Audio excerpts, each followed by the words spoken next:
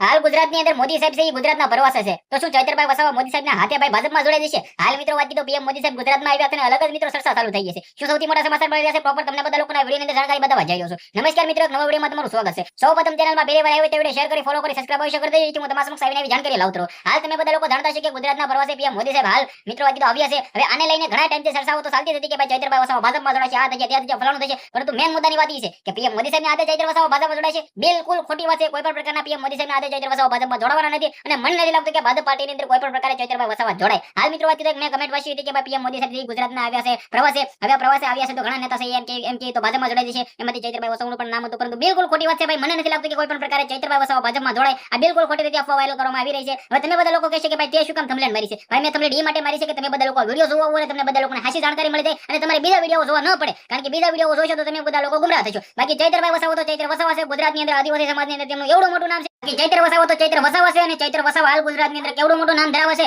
જેને ભલભલા લોકો મિત્રો આજે ઓળખે છે અને ચૈતર વસાવા વિરુદ્ધ ભલભલા લોકો બોલતા પહેલા પણ હોવાર વિચારે છે. પરંતુ ગુજરાતની અંદર હાલ જો મિત્રો આવા તમામ નેતાઓ થઈ જાય ને તો આપણો દેશ છે એ ક્યાંય ને ક્યાંય પહોંચી જશે. અમેરિકાની સાઈડ પણ કાપી જશે. પરંતુ ચૈતર વસાવા મને નથી લાગતું કે કોઈ પણ પ્રકારના ભાજપમાં જોડાય. બાબુ તમારા બાકી તમારા મુદ્દા વિશે શું કહેવું છે, તમારી શું રાય છે? જે પણ હોય કમેન્ટ કરો, વિડીયો શેર કરો, ફોલો કરો, સબસ્ક્રાઇબ કરો. આજના વિડીયોમાં આટલી જ માહિતી. આપણે એક નવો વિડીયો મળી જશે. બધા લોકોને દિલથી ધન્યવાદ. જય હિન્દ, જય ભારત.